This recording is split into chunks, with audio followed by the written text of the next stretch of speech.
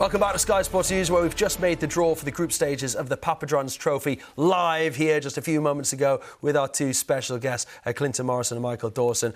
Guys, it was great, that draw. Really enjoyed it. Some tasty fixtures to look at as well. So we're going to start by looking at the northern section, which I think actually probably produced some of the more headline-making fixtures, in all honesty. I'm looking at Group D here.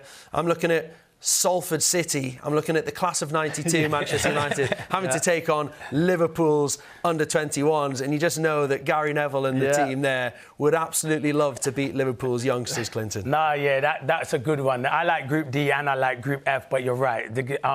Liverpool's under-21s against Salford, also Rochdale, they'll be there. They're making a few good signings, and Accrington are always good. They're always good under their managers. So, yeah, it's a really fascinating draw. But the one in F, Pete, that's the one where you look at Derby, Grimsby, Mansfield and Man City's under-21s. Well, you're absolutely right. I wanted to look at Group F as well because, Michael, I mean, you're looking at Derby County, you're looking at Wayne Rooney and you're looking at Manchester City. So, you know, Manchester United legend in Rooney would love to get one over on Manchester City's youngsters. And like you just know, like with Liverpool, City are going to be full of star players. Of course, yeah. That's what Manchester City do. They breed them. They spend a lot of money on young talent and they play in the same way that Pep has them playing. Derby County in this competition. Scary what happened to them last year, but it can bring some silverware. It can bring joy. You look what happened to Rotherham and Sutton last year in the final. It's an incredible occasion. It's a long way to get there. You've got a lot of work to earn that right to get to Wembley, but your rewards are massive, and we've seen Rotherham winning it last year.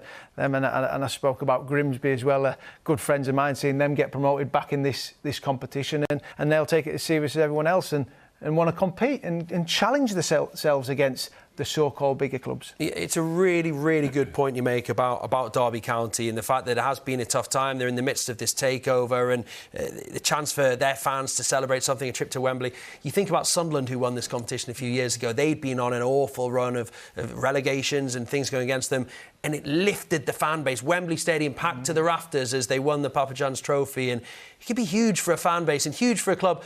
You see what's happened to Sunderland since. It was almost the launch pad for them to sort of start making their way back up. They're now back into the Championship. That's why I say this is an important competition and it's an important trophy. If you can get to the final to win it, it breeds confidence. Derby are going to have a lot of youngsters because obviously they're going to lose a lot of experienced players. So it's good for these youngsters. So, yeah, I wish Derby well, and I hope the club does get sorted out pretty soon because it's a special club. It's got a brilliant manager, as you said, in Wayne Rooney. So if they can get to the final and try and do what Sunderland done, because you look at Sunderland now, getting promoted. It's been a brilliant season for Sunderland last season. Yeah, it just proves what a launch pad it can be. And Wayne Rooney, who won so many trophies as a player, I'm sure would love to win one as a manager. And let's turn our attention to the South groups then. And I know you guys were keen to see who your former clubs, Tottenham and Crystal Palace, would get in the draw. Actually, Michael, you drew both Tottenham and Palace in this one here. And what do you make of Spurs? They've got to take on Wycombe, Stevenage and Peterborough. Looks like a good group, that. It's a tough group. Yep. Very, very tough group. You talk about Peterborough relegated from the Championship. Wycombe getting in the playoffs of League One. We know Gareth Ainsworth very, very well from other shows, and they're going to have to deal with a different physicality.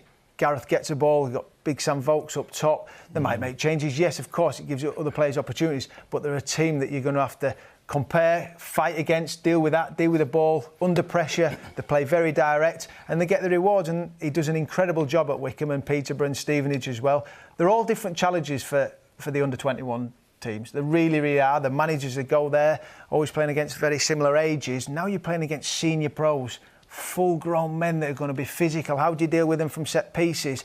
All these kind of things you've got to take into the game and try and have that game management. And that's what they're striving for. The under-21s are striving to be first-team players and trying to be as successful as they can be. I mean, Clinton, you drew Group E for Crystal Palace, which is Bristol Rovers, Plymouth Argyle and Swindon Town. So will your friends back at Selhurst Park be happy with that? They'll be happy. Obviously, Bristol Rovers, brilliant. Joey Barton done a good job for them last season. Plymouth just missed out. They played some good football under Schumacher there.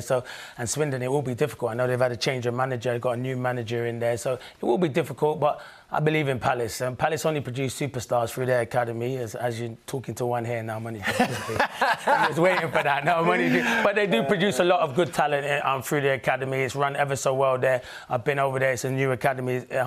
Brilliant setup there. So those young players will enjoy it, but I had to get that in. Yeah, fair enough. I knew you might. Interestingly, the under-21 teams, have previously been under-23s, of course, as well, but never actually gone on and won the competition. It's always been one of the teams from the Football League. Do you think we might see a change this season, Michael? I'm not too sure. I think it shows how competitive League One and League Two is. I really, really do. I think Chelsea got to the semi-final of it. Elite football club, elite academy, players going through the ranks. You see how many players of Chelsea's go out on loan, play first-team football, but it just shows the strength that you are at a big club, but how hard it is. And it shows it might be an eye-opener for these under-21 players to go and see how tough League One and League Two is. But it's a great competition. If you can get to the latter stages, get an opportunity to go to Wembley, it might be your only opportunity to ever play there.